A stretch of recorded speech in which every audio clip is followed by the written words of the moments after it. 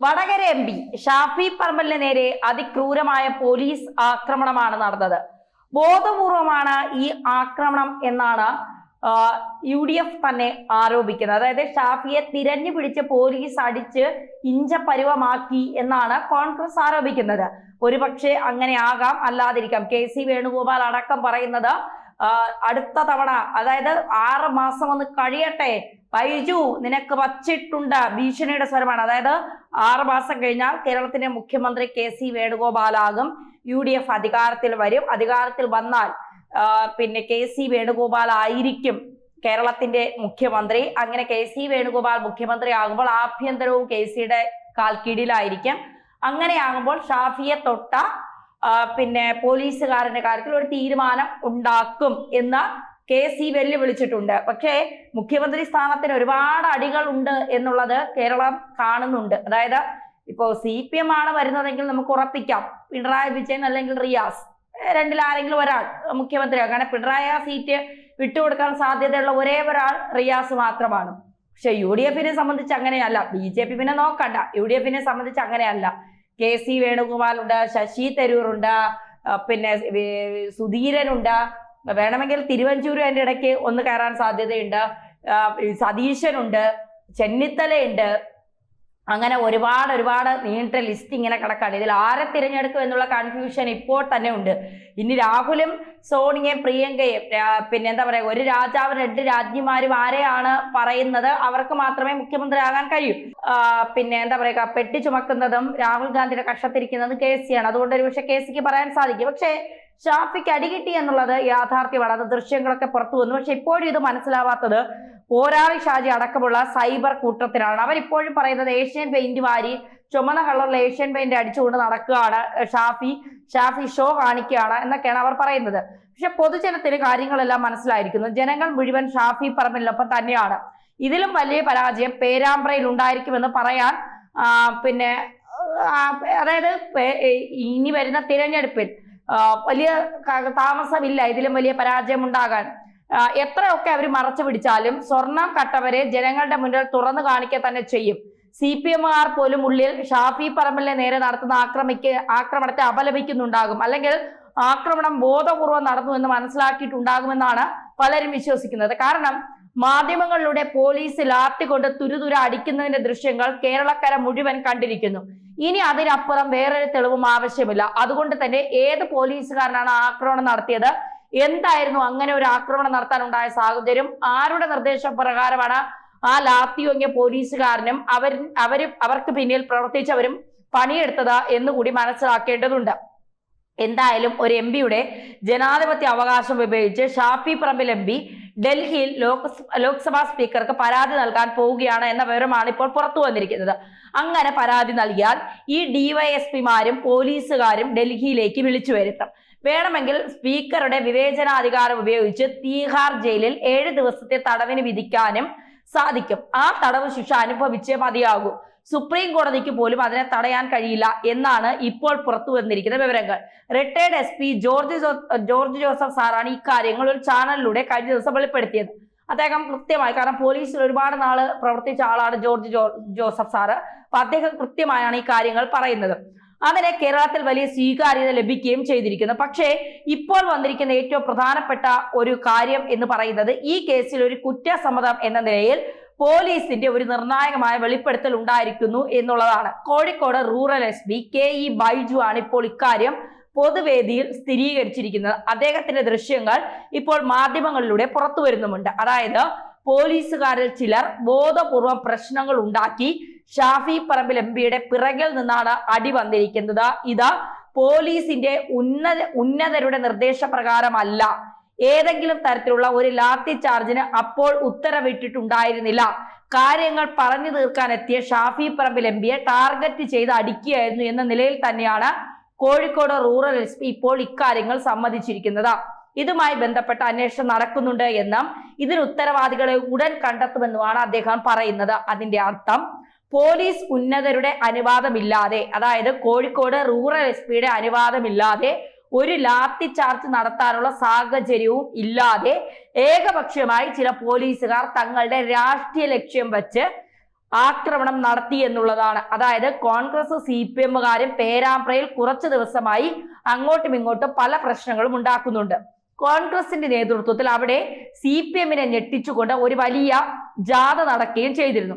അതായത് CPM-മാർ നടത്തിയ ഒരു പ്രകടനത്തിൽ കോൺഗ്രസുകാർക്കെതിരെ പ്രകോപനപരമായ മുദ്രാവാക്യങ്ങൾ വിളിക്കുകയും അതിൽ പ്രകോപിതരായിക്കൊണ്ട് അതിനൊരു മറുപടി എന്ന നിലയിൽ കേരളം മുഴുവൻ ഞെട്ടുന്ന വിധത്തിൽ പേരാമ്പ്രയിൽ ഒരു ജനസാഗരം തന്നെ ജാഥയായി CPM-നെതിരെ മുദ്രാവാക്യം വിളിച്ചുകൊണ്ട് നടന്നു പോവുകയും ചെയ്ത ദൃശ്യങ്ങൾ വലിയ തോതിൽ സോഷ്യൽ മീഡിയയിലൂടെ പ്രചരിപ്പിക്കപ്പെടുന്നുണ്ട്. ഇത്രയും വലിയൊരു ജനക്കൂട്ടത്തെ മണിക്കൂറുകൾക്കുള്ളിൽ സംഘടിപ്പിച്ച് ഇത്രയും വലിയ ജാഥ നടത്താൻ കോൺഗ്രസിനെ പേരാമ്പ്രയിൽ കഴിയും എന്നുള്ളത് CPM-നെ സംബന്ധിച്ച് വലിയ വെല്ലുവിളിയും അതുപോലെ തന്നെ വലിയ തോതിൽ പ്രകോപനവും ദേഷ്യവും ഉണ്ടാക്കുന്ന കാര്യമാണ് എന്ന കാര്യത്തിൽ സംശയമില്ല. കാരണം വടകര മണ്ഡലം കയ്യിൽ നിന്ന് പോയ സമയം മുതൽ തന്നെ CPM വലിയ തോതിൽ പ്രകോപിതരാണ്. ഇതിന്റെ അരിശം തീർക്കാൻ വേണ്ടി ഷാഫി പറമ്പിലിനെതിരെ നിരന്തരമായി CPM കടന്നാക്രമണം നടത്തുന്നുണ്ട്. രാഹുൽ മാങ്കൂട്ടത്തിനെതിരെ വ്യാജ കഥകൾ വന്നതിന് പിന്നാലെ ഷാഫി പറമ്പിൽ വടകരയിലൂടെ സഞ്ചരിക്കുമ്പോൾ അദ്ദേഹത്തിന്റെ വാഹനം തടഞ്ഞുകൊണ്ട് പ്രകോപനപരമായ രീതിയിൽ CPM-കാർ DYFI-ക്കാർ നിൽക്കുന്നതിന്റെ ദൃശ്യങ്ങളും അവർക്കെതിരെ ശക്തമായ ഭാഷയിൽ പ്രതിഷേധിച്ചുകൊണ്ട് വെല്ലുവിളിച്ചുകൊണ്ട് ഷാഫി പറമ്പിൽ ഇറങ്ങി വരുന്ന ദൃശ്യങ്ങളും കേരളം മുഴുവൻ വൈറലായിരുന്നു. അവിടെയും CPM-ന് വലിയ തിരിച്ചടി ഉണ്ടായി. അതുപോലെ തന്നെ പാലക്കാട്ടെ CPM നേതാവ് ഷാഫി പറമ്പിൽ ബാംഗ്ലൂരിലേക്ക് പെൺകുട്ടികളെ കൊണ്ടുപോകുന്നു എന്ന മട്ടിൽ നടത്തിയ പരാമർശം അതും കറങ്ങിത്തിരിഞ്ഞ് ഷാഫി പറമ്പിൽ അനുകൂലമായ രീതിയിൽ പൊതുബോധം ഉണ്ടാക്കുന്നതിന് കാരണമായി. അപ്പോൾ ഷാഫിയെ നിരന്തരമായി CPM വേട്ടയാടുന്നു, അല്ലെങ്കിൽ BJP വേട്ടയാടുന്നതിനൊപ്പം CPM-ഉം ഷാഫിയെ വേട്ടയാടാൻ ഇറങ്ങിത്തിരിക്കുന്നു എന്ന നിലയിൽ വ്യാപകമായി തന്നെ കേരളത്തിൽ ചർച്ചകൾ നടക്കുന്നതാണ്. അതിനിടയിലാണ് ഷാഫി പറമ്പിന്റെ പോലീസ് ഉദ്യോഗസ്ഥർ മർദ്ദിച്ചിരിക്കുന്നത്. ഇത് ഏകപക്ഷീയമായ ഒരു ആക്രമണമാണ്. ഷാഫിയോടുള്ള രാഷ്ട്രീയപരമായ അരിശം തീർക്കുവാനുള്ള ഒരു ആക്രമണമാണ്. ഇതിന് പിന്നിൽ പോലീസിന്റെ ഉന്നതരുടെ ഉത്തരവോ അല്ലെങ്കിൽ ഏതെങ്കിലും തരത്തിലുള്ള ഒരു ലാത്തി ചാർജോ അതിനുള്ള ആഹ്വാനമോ ഉണ്ടായിരുന്നില്ല. ആ അടിച്ച പോലീസുകാരൻ അയാളുടെ യുക്തിക്ക് അയാളുടെ തോന്നലിന്റെ അടിസ്ഥാനത്തിൽ അടിച്ചതാണ് എന്ന് വ്യക്തമായി കഴിഞ്ഞു. കോഴിക്കോട് റൂറൽ SP-യും ഇത്തരത്തിൽ സംസാരിച്ചതോടുകൂടി ആ പോലീസുകാരനെതിരെ കടുത്ത നടപടികൾ ഉണ്ടാകുമെന്ന് വ്യക്തമാവുകയാണ്. ഷാഫി പറമ്പിൽ ലോക്സഭാ സ്പീക്കർക്ക് പരാതി നൽകിയാൽ ഉണ്ടാകാൻ പോകുന്ന ഭവിഷ്യത്ത് അവിടെ 2 DYSP-മാരാണ് ഉണ്ടായിരുന്നത്. വടകര DYSP-യും അതുപോലെ പേരാമ്പ്ര DYSP. ഈ 2 DYSP-മാർ അവിടെ ഉള്ളപ്പോഴാണ് അവർക്ക് കീഴിലുള്ള പോലീസ് ഉദ്യോഗസ്ഥർ ഈ വിധത്തിൽ ആക്രമണം നടത്തിയത്. അപ്പൊ സ്വാഭാവികമായിട്ടും പേരാമ്പ്ര വടകര DYSP-മാർക്ക് ഇതിന്റെ ഉത്തരവാദിത്വത്തിൽ നിന്ന് ഒഴിഞ്ഞു മാറാൻ കഴിയില്ല. ഒപ്പം ഈ പോലീസ് ഉദ്യോഗസ്ഥർ ആരാണ് എന്ന് കണ്ടെത്താൻ വേണ്ടിയിട്ട് റൂറൽ SP-യുടെ നേതൃത്വത്തിൽ അന്വേഷണം ആരംഭിച്ചിട്ടുണ്ട്. അദ്ദേഹവും അതിന് നിർദ്ദേശം നൽകിയിട്ടുണ്ട്. അങ്ങനെ ആ നിർദ്ദേശത്തിന്മേൽ ഏത് ഉദ്യോഗസ്ഥരാണ് എന്ന് കണ്ടെത്തി കഴിഞ്ഞാൽ കോൺഗ്രസ് ശക്തമായ രീതിയിൽ തന്നെ ആ ഉദ്യോഗസ്ഥനെതിരെ പ്രതിഷേധം ഉണ്ടാക്കും. അതുപോലെ തന്നെ അയാൾക്കെതിരെ നിയമ നടപടിക്ക് വേണ്ടി ഏതറ്റം വരെ പോകും. നിയമപരമായും കോടതി വഴിയും അതുപോലെ തന്നെ സർക്കാർ തലത്തിലും പരാതികളും കോടതി വ്യവഹാരങ്ങളും ഒക്കെ ഉണ്ടാകും. അത്രയ്ക്കും ദേഷ്യം കോൺഗ്രസുകാർക്ക് ഈ വിഷയത്തിൽ ഉണ്ടായിട്ടുണ്ട്. അതിന് കാരണക്കാരനായ പോലീസുകാരനെ അങ്ങനെ വെറുതെ നടക്കാൻ ഒരു പോലീസുകാരനായി കാക്കിയിട്ട് നടത്താൻ കോൺഗ്രസുകാർ അനുവദിക്കില്ല. ഇത് 100% ഉറപ്പാണ്. KC വേണുഗോപാൽ ആയിക്കോട്ടെ, VD സതീശൻ ആയിക്കോട്ടെ, സകല നേതാക്കളും വളരെ ശക്തമായ ഭാഷയിൽ ഈ വിഷയത്തിൽ നിലപാട് വ്യക്തമാക്കിയിട്ടുണ്ട്. കോൺഗ്രസ് ഈ വിഷയത്തിൽ ഒറ്റക്കെട്ടായി നിൽക്കുകയാണ്. കോൺഗ്രസ് ആ പോലീസുകാരനെതിരെ നടപടി സ്വീകരിക്കാൻ ഏതറ്റം വരെ പോകുമെന്ന് വ്യക്തമായിരിക്കുന്നു. അതുകൊണ്ട് തന്നെ ആ പോലീസുകാരുടെ തൊപ്പി തെറിക്കും, അല്ലെങ്കിൽ അവരുടെ പടി പോകുമെന്ന കാര്യത്തിൽ ഒരു സംശയവും വേണ്ട. അത് കോടതി വഴിയുള്ള നിയമവ്യവഹാരത്തിലൂടെ ആണെങ്കിലും അല്ലെങ്കിൽ ലോക്സഭാ സ്പീക്കർക്ക് പരാതി നൽകിക്കൊണ്ടുള്ള മറ്റ് നിയമ നടപടികളിലൂടെ ആണെങ്കിലും, ഇനി അല്ല സർക്കാരിന് DGP-ക്ക് പരാതി കൊടുത്ത് റൂറൽ SP വഴിയുള്ള നടപടിയിലൂടെ ആണെങ്കിലും എന്തായാലും ആ പോലീസുകാർ കുറ്റം ചെയ്തിരിക്കുന്നു എന്ന് വ്യക്തമായി റൂറൽ SP തന്നെ പറഞ്ഞ സാഹചര്യത്തിൽ അതൊരു പ്രധാനപ്പെട്ട തെളിവാണ്. അതാ പ്രധാനപ്പെട്ട തിരിച്ചടിയാണ് ആ പോലീസുകാർക്ക് എന്നുള്ളതാണ്. അങ്ങനെ വന്നു കഴിഞ്ഞാൽ എന്തുകൊണ്ട് ലാത്തി വീശി എന്നതിന്റെ കാരണം പോലീസുകാർ കാണിക്കേണ്ടി വരും. ഏതെങ്കിലും തരത്തിലുള്ള സംഘർഷാവസ്ഥ ഉണ്ടായിരുന്നു എങ്കിൽ തന്നെ ഉന്നത പോലീസ് ഉദ്യോഗസ്ഥർ സ്ഥലത്തുണ്ടായിരുന്നു. 2 DYSP-മാർ ഉണ്ടായിരുന്നു. ഈ 2 DYSP-മാരുടെ നിർദ്ദേശം ഉണ്ടായിരുന്നോ ഇങ്ങനെ ആക്രമിക്കാൻ, അല്ലെങ്കിൽ ഏതെങ്കിലും തരത്തിൽ ലാത്തി ചാർജ് വേണം എന്ന ആഹ്വാനം ഉണ്ടായിരുന്നോ? ലാത്തി ചാർജ് നടത്താൻ ഉദ്യോഗസ്ഥരെ അവിടെ കൊണ്ടുവന്ന് നിർത്തിയത് സംഭവം അവിടെ പോലീസുകാരും കോൺഗ്രസ് പ്രവർത്തകരും തമ്മിൽ അങ്ങോട്ടും ഇങ്ങോട്ടും വാക്കേറ്റം ഉണ്ടാകുന്നു. തൊട്ടപ്പുറത്ത് CPM-കാരുണ്ട്. അപ്പൊ സ്വാഭാവികമായിട്ടും ഒരു സംഘർഷത്തിലേക്ക് കാര്യങ്ങൾ പോകുന്നു എന്ന് മനസ്സിലാക്കി ഷാഫി പറമ്പിൽ അങ്ങോട്ട് എത്തുകയായിരുന്നു.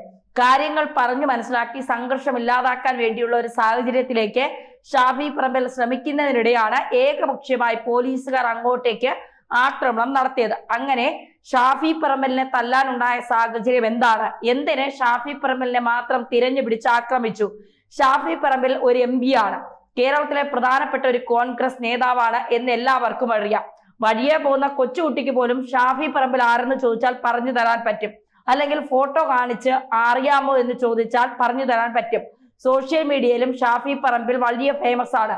കേരളം മുഴുവൻ അറിയപ്പെടുന്ന പ്രധാനപ്പെട്ട ഒരു ജനപ്രതിനിധിയെ ഈ വിധത്തിൽ ആക്രമിച്ചതിന് പിന്നിൽ ഗൂഢാലോചനയുണ്ട് എന്ന് തന്നെയാണ് കോഴിക്കോട് റൂറൽ SP വാക്കിലും വ്യക്തമാകുന്നത്. അതുകൊണ്ട് തന്നെ പോലീസുകാരുടെ തൊപ്പി തെറിച്ചു എന്ന് നമുക്ക് പറയാൻ സാധിക്കും. കാരണം ഇതിൽ പരം മറ്റൊരു തെളിവിന്റെ ആവശ്യം ഇല്ല. എന്തായാലും ഷാഫിയെ തൊട്ട പോലീസുകാരെ തൊപ്പി തെറിക്കും എന്നുള്ളത് ഒരു യാഥാർത്ഥ്യം തന്നെയാണ്.